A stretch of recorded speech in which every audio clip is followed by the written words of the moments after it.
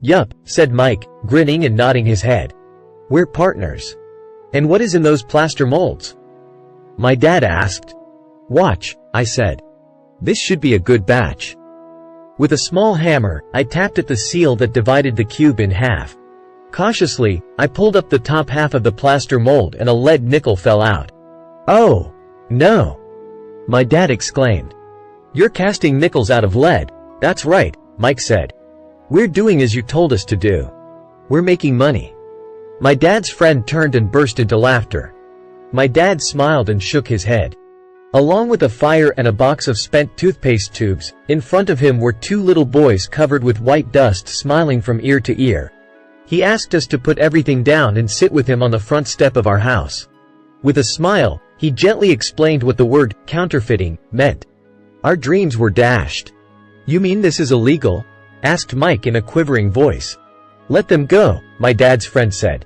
"They might be developing a natural talent." My dad glared at him. "Yes, it is illegal," my dad said gently. "But you boys have shown great creativity and original thought. Keep going. I'm really proud of you."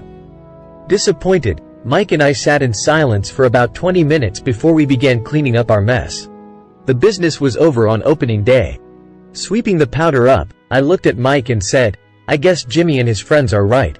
We are poor." My father was just leaving as I said that. "Boys," he said, "you're only poor if you give up.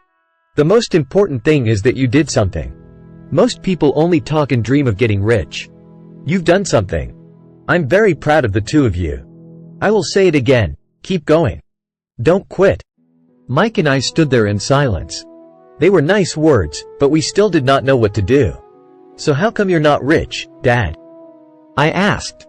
"Because I chose to be a school teacher. School teachers really don't think about being rich. We just like to teach. I wish I could help you, but I really don't know how to make money." Mike and I turned and continued our cleanup. "I know," said my dad. "If you boys want to learn how to be rich, don't ask me. Talk to your dad, Mike." "My dad?" asked Mike with a scrunched up face. "Yeah, your dad," repeated my dad with a smile. "Your dad and I have the same banker, and he raves about your father.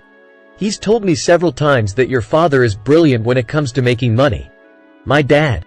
Mike asked again in disbelief. "Then how come we don't have a nice car and a nice house like the rich kids at school?" "A nice car and a nice house don't necessarily mean you're rich or you know how to make money," my dad replied. "Jimmy's dad works for the sugar plantation. He's not much different from me. He works for a company, and I work for the government. The company buys the car for him. The sugar company is in financial trouble, and Jimmy's dad may soon have nothing. Your dad is different, Mike. He seems to be building an empire, and I suspect in a few years he will be a very rich man." With that, Mike and I got excited again. With new vigor, we began cleaning up the mess caused by our now defunct first business. As we were cleaning, we made plans for how and when to talk to Mike's dad. The problem was that Mike's dad worked long hours and often did not come home until late. His father owned warehouses, a construction company, a chain of stores, and 3 restaurants. It was the restaurants that kept him out late. Mike caught the bus home after we had finished cleaning up. He was going to talk to his dad when he got home that night and ask him if he would teach us how to become rich. Mike promised to call as soon as he had talked to his dad, even if it was late. The phone rang at 8:30 p.m. "Okay," I said. "Next Saturday." I put the phone down. Mike's dad had agreed to meet with us. On Saturday I caught the 7:30 a.m. bus to the poor side of town. The lessons begin. Mike and I met with his dad that morning at 8 o'clock. He was already busy, having been at work for more than an hour. His construction supervisor was just leaving in his pickup truck as I walked up to his simple, small, and tidy home. Mike met me at the door.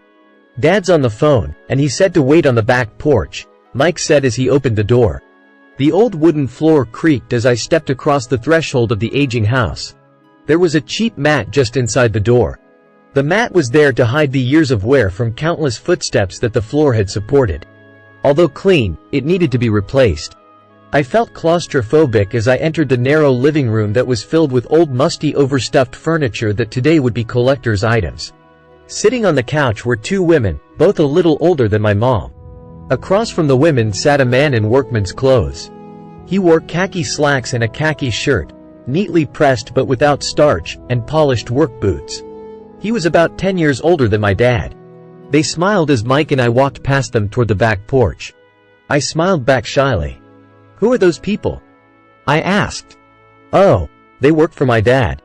The older man runs his warehouses, and the women are the managers of the restaurants.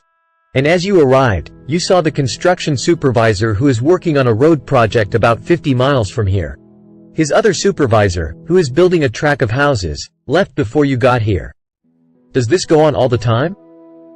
I asked. "Not always, but quite often," said Mike, smiling as he pulled up a chair to sit down next to me. "I asked my dad if he would teach us to make money," Mike said. "Oh, and what did he say to that?" I asked with cautious curiosity. "Well, he had a funny look on his face at first, and then he said he would make us an offer." "Oh," I said, rocking my chair back against the wall. I sat there perched on 2 rear legs of the chair. Mike did the same thing. "Do you know what the offer is?" I asked.